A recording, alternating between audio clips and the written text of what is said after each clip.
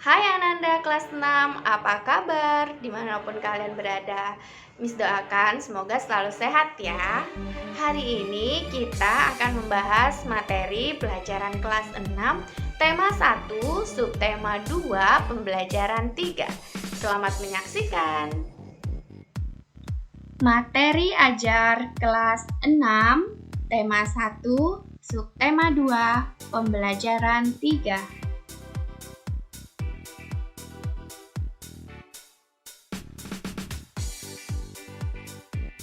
Tujuan pembelajaran: memahami informasi berdasarkan teks laporan hasil pengamatan yang didengar dan dibaca.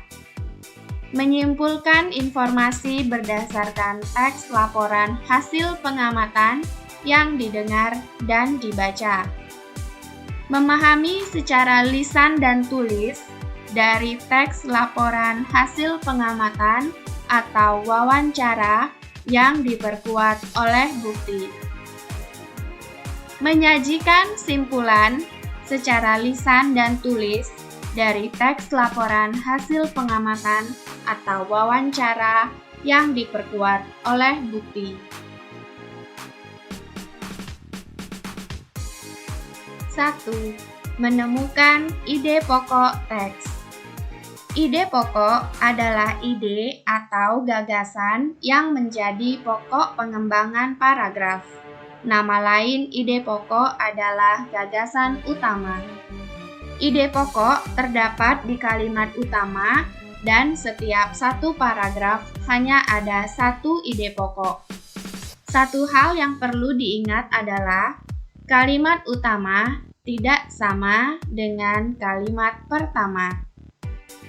Kalimat utama bisa ada di kalimat pertama, bisa pada kalimat terakhir, atau bahkan kalimat pertama dan terakhir. Ciri-ciri ide pokok antara lain: memiliki kalimat pendukung atau kalimat pengembang atau penjelasan. Ada yang mendukung, baik itu berupa penjelasan atau alasan yang menguatkannya. Inti dari sebuah paragraf atau pusat pembahasan.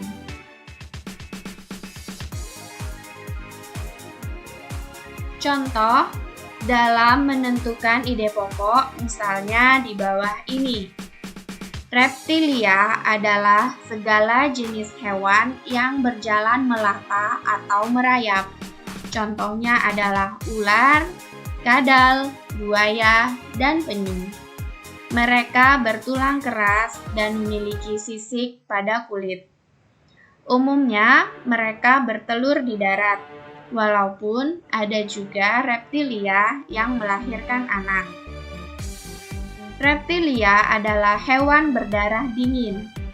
Suhu tubuhnya menyesuaikan suhu udara luar.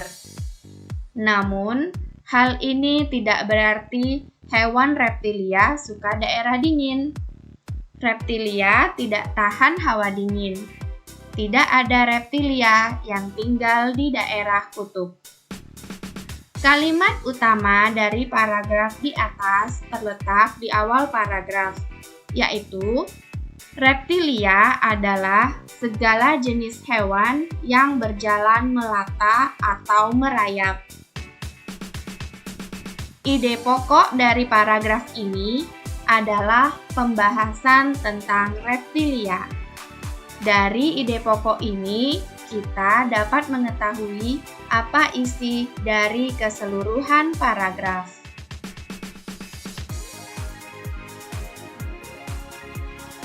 Nah, Ananda semua, bagaimana ya cara menentukan ide pokok? 1. Paragraf yang memiliki kalimat utama. Cara menentukan ide pokok pada paragraf yang memiliki kalimat utama sangatlah mudah, yaitu dengan mengambil isi kalimat utama itu sendiri. Contoh, Indonesia memiliki kekayaan alam yang sangat melimpah.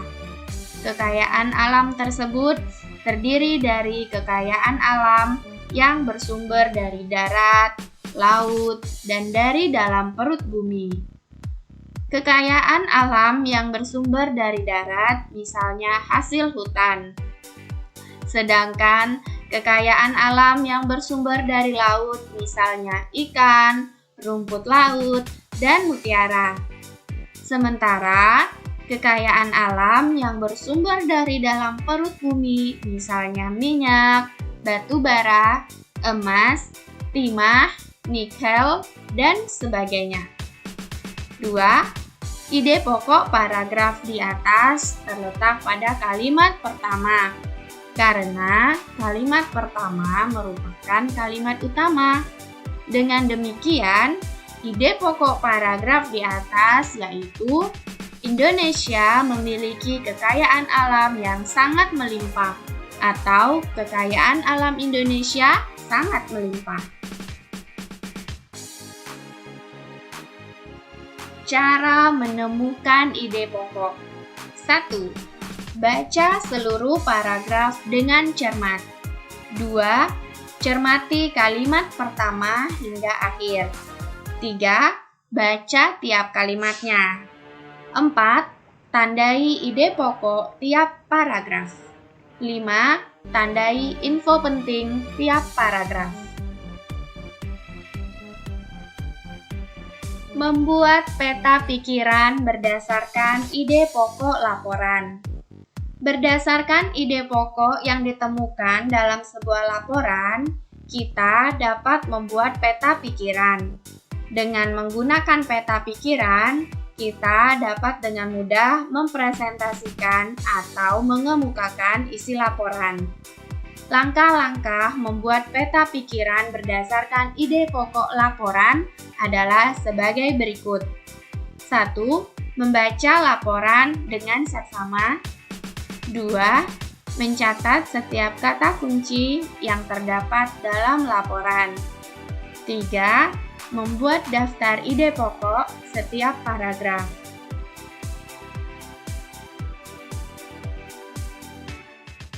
Gurumu akan membacakan teks laporan berikut. Semua kelompok diminta untuk menyimak dengan saksama. Rusa bawean.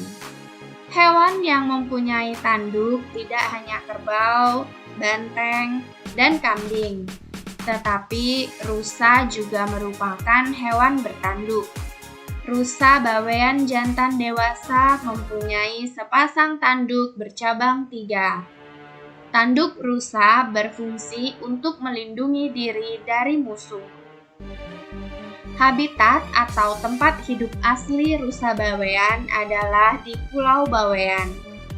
Makanan rusa berupa buah, dedaunan, ranting, kulit kayu, dan pucuk-pucuk semak pohon muda. Rusa hidup berkelompok menjadi keluarga dengan rusa betina sebagai pusatnya. Sedangkan rusa jantan biasanya berjalan sendiri. Rusa jantan ikut berkelompok jika hendak bermigrasi. Kegiatan hidup rusa bawean terutama berlangsung pada malam hari atau bersifat nokturnal. Rusa bawean beraktivitas mulai pukul 17 sampai pukul 21. Dan mulai menurunkan aktivitasnya pada pukul 2 dini hari sampai pukul 5 pagi. Pada siang hari, rusa bawean biasanya menghabiskan waktu untuk beristirahat. Setelah Ananda memahami teks di atas, bersama kelompok Ananda silahkan diskusikan 5 informasi penting yang Ananda peroleh dari teks laporan tersebut.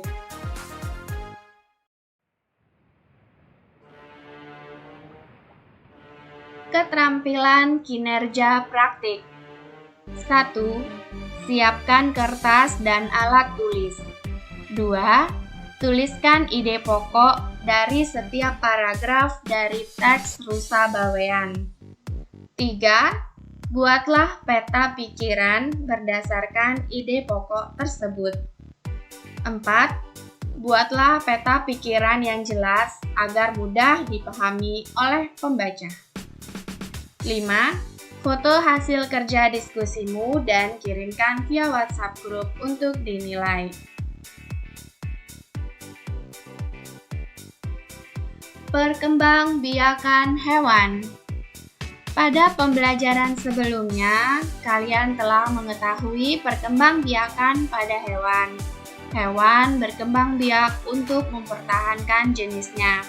Hewan berkembang biak secara bertelur atau ovipar, melahirkan atau vivipar, serta bertelur dan melahirkan atau ovovivipar.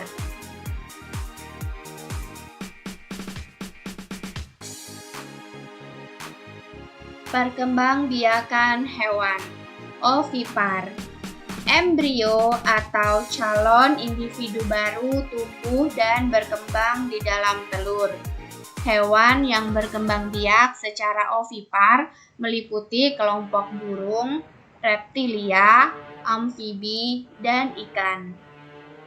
Vivipar adalah calon individu baru tumbuh dan berkembang di dalam rahim induk betina.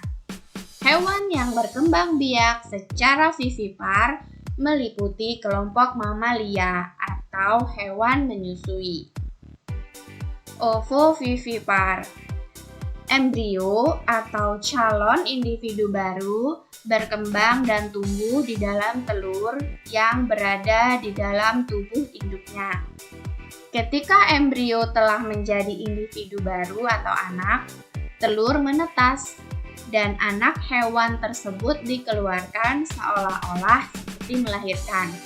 Itulah sebabnya hewan ovovivipar disebut hewan bertelur dan melahirkan.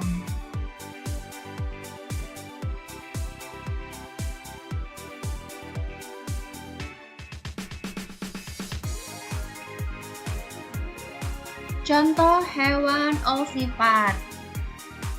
Hidup di darat. Hewan tersebut pemakan tumbuhan dan hewan lain, dan dia bergerak dengan kaki. Letak geografis yang cocok untuk habitatnya adalah di dataran rendah.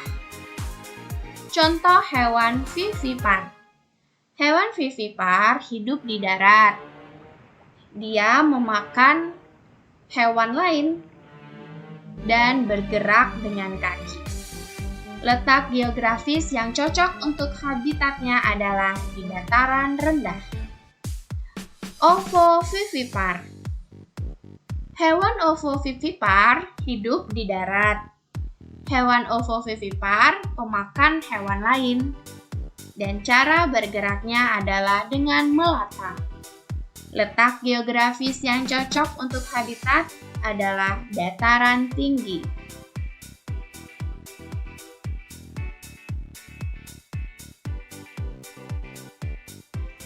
Nah, Ananda, demikianlah video pembelajaran kita hari ini. Sampai ketemu di lain kesempatan. Assalamualaikum warahmatullahi wabarakatuh. Dadah!